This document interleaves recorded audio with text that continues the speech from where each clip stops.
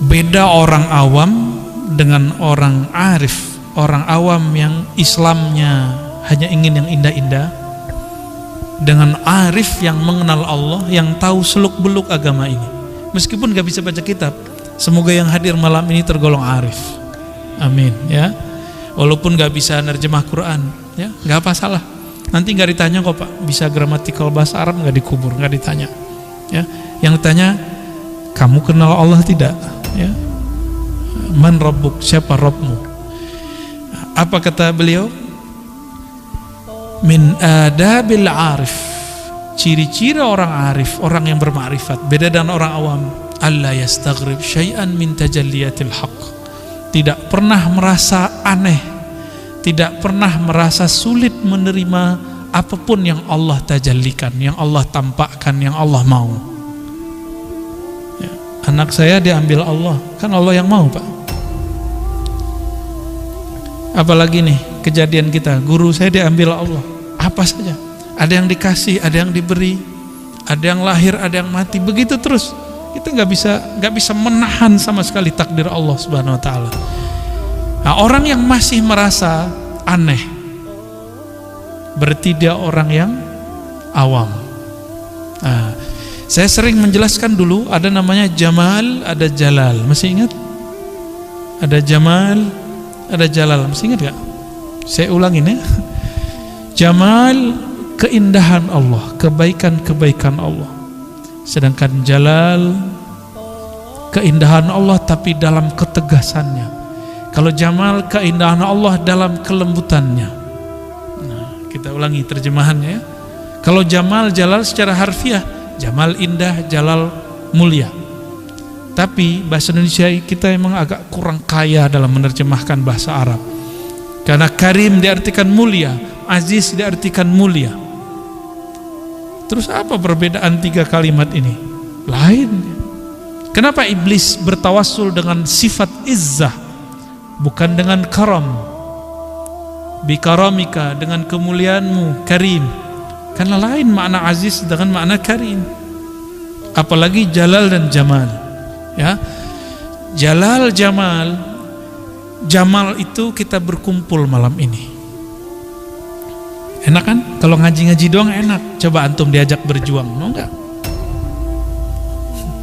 Siapa yang mau diajak berjuang? Kalau ngaji itu Jamal.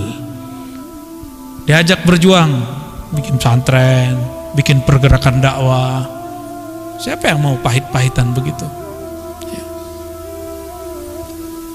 Bukan hanya itu, perjuangan itu nggak harus politik, karena politik itu fardu kifayah, dan saya memandang diri saya tidak layak untuk terjun ke politik praktis, karena saya tidak ada pendidikan itu dan tidak pernah masuk organisasi pra politik juga nggak pernah. Ya, maka kita ngambil bagian yang lain, yang ini juga fardu kifayah. Nah, ini adab nanti antum ketemu guru manapun, jangan paksa dia memilih pilihan kita atau membicarakan politik ala kita, karena mungkin siapa tahu dia tidak menguasai.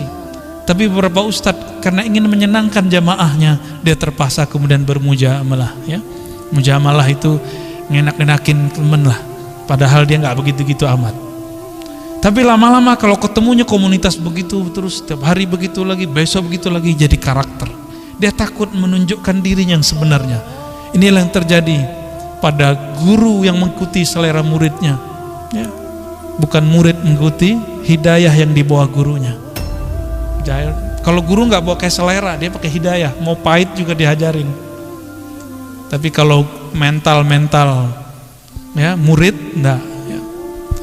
Nah, ini bahagianya orang yang mental murid jadi guru, mental murid jadi guru, nggak siap dibenci, nggak siap berbeda dengan orang lain, nggak siap beda dengan muridnya, takut nggak diundang lagi.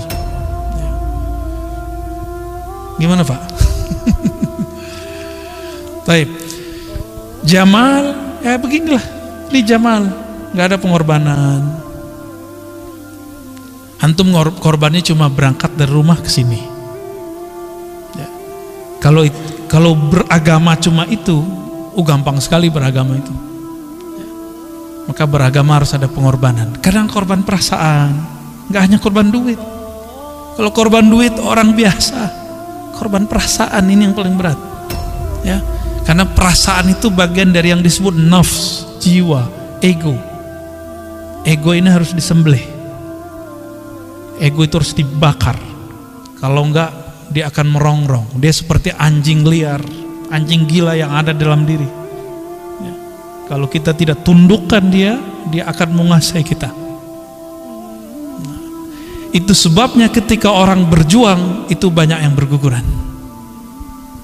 Kalau sudah jadi sebuah pergerakan, apakah namanya thariqah, apakah majelis zikir, apakah pesantren, majelis dakwah, majelis salawat, itu akan banyak begitu.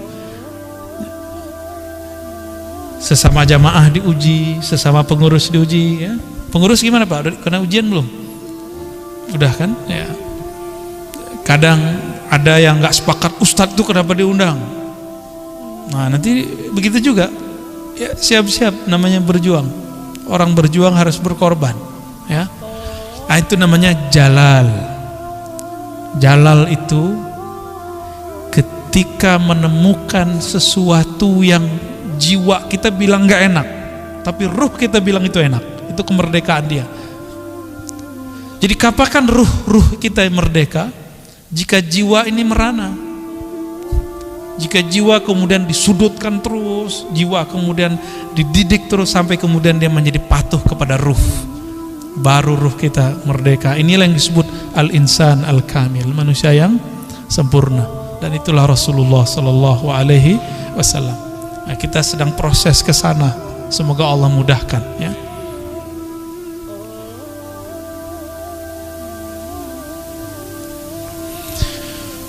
Jadi kalau jamal apa tadi? Keindahan Allah dalam kelembutannya, takdir-takdir yang indah, ya. Menikah itu takdir yang indah. Bener, ya. Tapi hidup seret takdirnya indah gak? Enggak indah. Katanya dulu susah senang mau bersama, ya. Giliran susah. Nah, maka siapa yang sedang mengalami itu ingat-ingat, ya.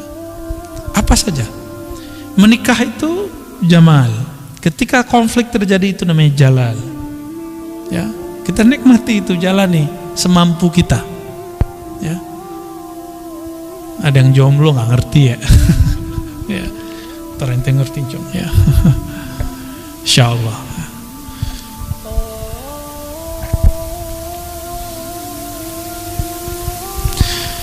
Semua itu cara Allah mengenalkan dirinya.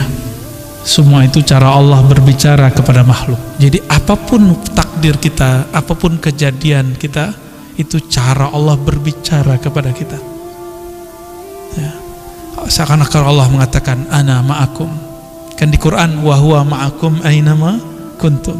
Aku bersamamu, dia bersamamu dimanapun kamu berada, kapanpun kamu berada. Jadi saat seneng jangan lupa, saat susah jangan lupa juga, ya. Ada yang ngomong begini, saya sudah sholat, sudah zikir, sudah tahajud, sudah haji, sudah umroh, sudah bangun ini, sudah bantu ini, sudah ngaji, kenapa saya masih kena sakit ya? Hati-hati ngomong begitu, ya. Tubuh ini fitrahnya nanti sakit, mau apa aja. Hatta dokter nggak bisa menahan penyakit jika tubuh dalam dirinya, nggak akan bisa. Ustadz ahli ruqyah kalau memang takdirnya sudah kena sakit juga, sama aja, ya.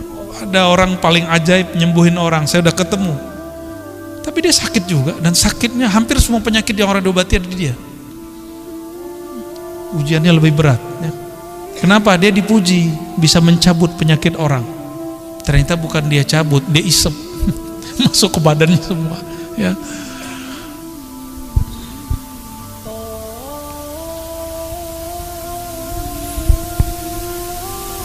Maka adalah sebuah riwayat yang menyebutkan ayuhan nas, ini dinisbatkan kepada Nabi SAW dalam satu khutbah, wahai manusia, inna hadhihi dar darul tiwa la darus tiwa. Wahai manusia, ini bumi, ini dunia adalah negeri yang penuh kerusakan, bukan negeri tempat istiwa, tempat kamu tinggal. Maka Nabi kita sering dengar dari kecil ya, kun fid dunya ka'annaka gharib ya. Dulu saya ingat saya Zainuddin MZ tuh sering baca hadis tuh ya. Jadilah engkau di dunia hidup seperti gharib. Apa arti gharib? Orang asing. Orang asing yang gak mungkin dia berpikir akan tinggal lama. Enggak antum yang mau keluar, dunia ini ingin ngeluarin kita. Kita gak mau keluar nih, dunia ini yang mengeluarkan kita sudah ya. Dan kita sudah sering sampaikan bahwa kenapa mati itu menjadi menyakitkan? Karena orang yang mati ini hatinya masih terikat dengan dunia. Maka ketika diputus oleh malaikat maut, itu yang menyakitkan ya. Nah, mulailah melepas-lepas itu sedikit demi sedikit ya. Bukan melepas hidup dunianya, bukan melepas kalau kita diberi kemewahan ya Allah, nikmat, bukan itu, tapi bergantungnya kalbu kepada yang bagian-bagian itu. Silakan hidup nikmat, hidup nyaman, silakan pakai kendaraan, silakan semua, tapi kalbunya jangan di situ. Kalbunya kepada pemberi nikmat. Kan sama aja orang mendapat nikmat syukur dengan sabar karena dapat musibah, kan sama aja. Hidup seret sabar, hidup nikmat syukur, itu sama Pak. At-ta'imus syakir kas-sa'imus sabir. Orang yang dapat nikmat dan dia bersyukur, dia makan dia bersyukur, dia punya rumah dia bersyukur, dia punya semua fasilitas dia bersyukur, sama dengan orang yang sabar, yang dia sabar saat dapat musibah. Sama aja kan, sama-sama aja sebenarnya. Yang diuji cuma satu, engkau kolbumu berkiblat kepada Allah atau kepada musibah atau sebaliknya nikmat, itu sama aja ya. Maka banyak orang dapat nikmat secara zahir, batinnya sedang disiksa. Dia dapat nikmat zahirnya tapi batinnya gelisah. Kenapa? Kolbunya tidak bersama Allah, hidupnya sempit, perasaannya sempit aja ya. Ada orang hidupnya terlihat susah tapi kolbunya selalu bersama Allah. Yang kamil sempurna, apapun keadaannya dia bersama Allah. Nggak mandang-mandang saat ya, nggak mandang-mandang saya pengennya yang enak-enak aja deh gitu. Kalau udah ngaji hikam jangan gitu lagi ya. Kenapa? Antum suka nggak suka, takdir itu pasti baik buruk, dua-duanya muter. Disuka, dibenci, dapat kebaikan, dapat keburukan, dapat kerja, nggak dapat kerja, dapat nikmat, nggak dapat nikmat. Dua-dua aja muter aja terus. Suka nggak suka pasti terjadi. Maka karena suka tidak suka dia datang, harus siapkan ilmunya. Nah, kalau orang ada menyebut soft skill, ini apa sebutannya ini? Ya, soft skill itu kemampuan, skill-skill yang halus dalam diri. Ini lebih dari itu, Pak. Lebih halus dari itu. Kalau orang-orang menyebut ada supranatural, apalagi? Nah, kalau ilmu ini supernatural, ya. Barangkali kalau diistilahin ya.